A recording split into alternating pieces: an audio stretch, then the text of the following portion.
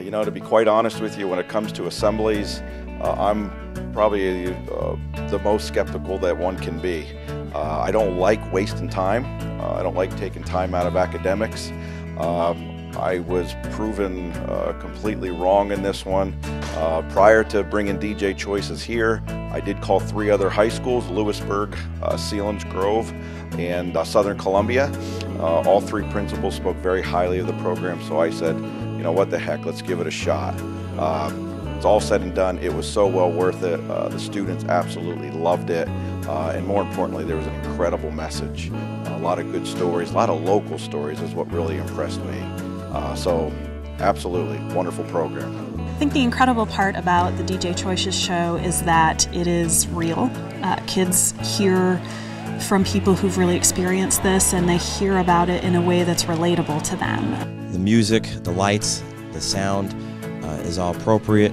The interviews with all of the victims of the abuse, the speaker, it's all applicable to today, and the students really relate to it.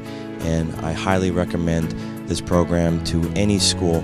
All right, when I walked in first, I was thinking to myself that this is going to be another one of those presentations where we're just looking through slides and somebody's talking. You're not exactly engaged in what they're saying, kind of just listening to their words and not really taking it into consideration. But with all of the lights and the music in between, it kept me engaged. It was very fun and entertaining, enough that it grabbed my attention and all the audience's attention, and yet it was about very serious topics that should be talked about, and I think it was the best assembly that I ever went to. These problems are real. Like, you hear it on the news of all the opioid problems, but you never realize how often it happens and how easy it can happen to you. And most of the people said they were those kids that never thought it would be them, and then their life is turned around, and then you get into all of these gateway drugs that you never thought you would be using, and they're just regular high school kids when they're growing up. So I do believe that this program that was brought to our students and all of our students through 7th through 12th grade was a great experience. The attention from the students was phenomenal. To keep their attention more than 15 minutes is one thing. To have it an hour is outstanding. So I really applaud all the effort that went on in this program. What's up, guys? This is Bryon from the band Corn, and I'm here with DJ Choices, and I want you guys to sit back, relax, and enjoy the show. Williamsport, PA, UPMC's Susquehanna says it cleared 36 people for heroin overdoses in just a 24-hour period. And I like how the whole event was centered around like things that kids can relate to these days. Like, they had music that's really popular right now. Once you put the drinks on hold, maybe you could come back home. You know, I experienced domestic violence. My father was physically abusive to me, so that led to me acting out at a young age, and it just led to me making a whole bunch of bad decisions. They said it wasn't a gateway drug. My homie was taking subs and he ain't wake up the whole while. These billionaires, they caked up, paying up Congress, so we take their drugs. Murderers who will never face the judge. And we dance into a song about a bass going numb, but I've seen homies turn gray, noses draining blood. I could have been gone, our 30s faded in that tub. That's Prince, Michael and Whitney, that's Amy Ledger, Rick MC, that's Yams, that's DJ AM. Goddamn, they're making the killing. I mean, I can say everybody knows somebody that's been going through what these people have been going through, or know of somebody who knows somebody. Right after I saw that and I heard these stories, and like that was the last straw to for me. Opiate painkillers were the biggest cause of overdoses. How did we get to this point? Having a screen in front of us is how we learn, which is sad to say, but it's the truth. So I definitely think that getting everyone involved in the music was just so much more enjoyable than listening to someone lecture to us.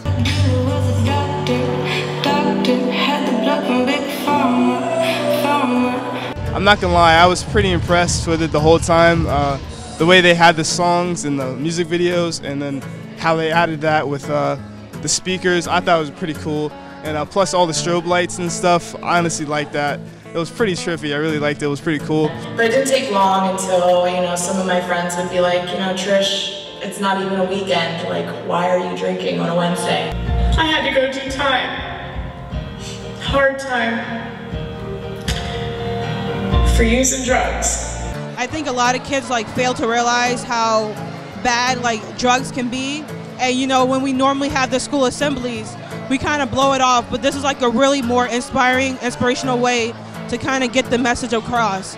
And hopefully a lot of kids can, you know, open their eyes and basically want to change and just know that it's not just weed or alcohol, but it goes beyond that afterwards.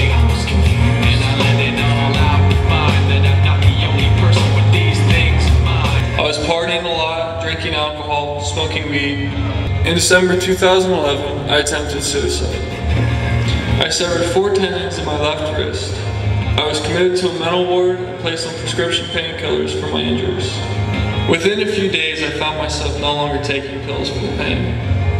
I was abusing them to get high.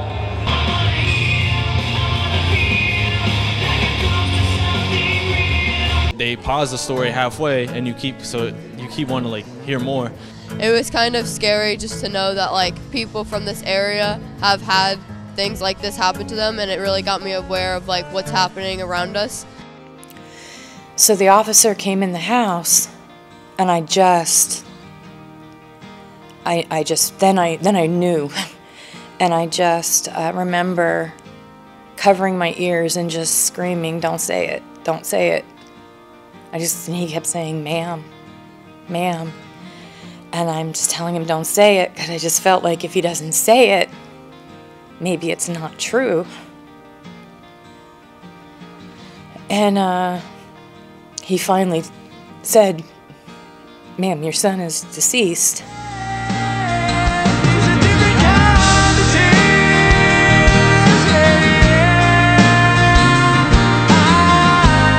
Watching like how Paula lost her son, I can just like see my aunt like what if she didn't make it, and like that's what kind of like got to me and scared me. At our school here in our community, we have lost a lot of kids, you know, to heroin overdoses, opiate abuse. It really is a problem around here. I know because like my cousin died of an overdose in July.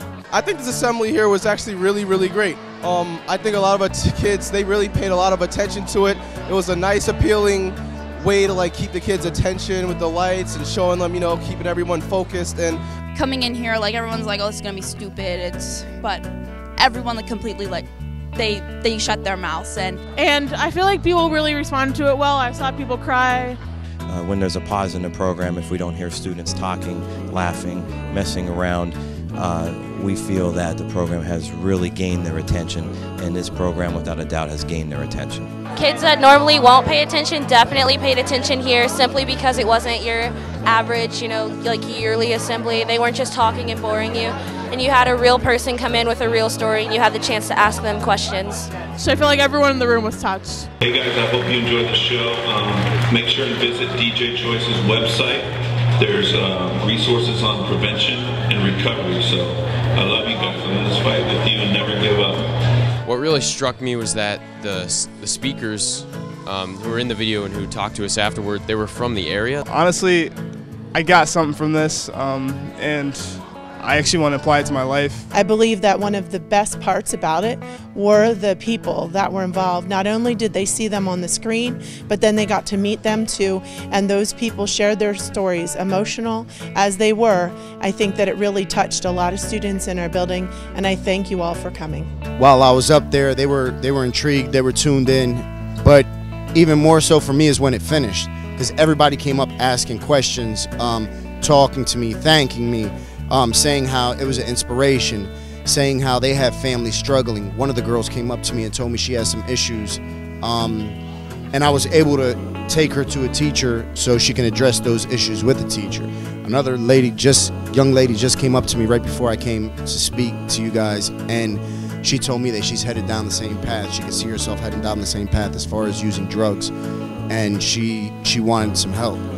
it showed us what opioids really are and what they can do to you, and I think it was a really good message to show the kids. I did not have any part of me that did not want to pay attention. I'm really inspired to do better and help the people around us, because you never know what the people are going through. It definitely taught me not to grow up with fighting a negative experience with another negative experience, and I definitely appreciate that. We've been really proud to partner with DJ Choices to bring this to our community. It's powerful.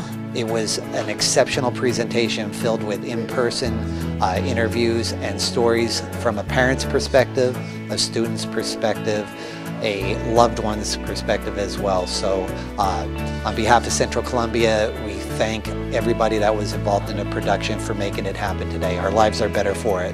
The message is right as far as what happens when you use drugs, but also it was received very well. I would encourage my colleagues, any other public officials, to reach out to DJ Choices, our school districts, and see if they can't get this program into their school and reach their students so that we can impact lives.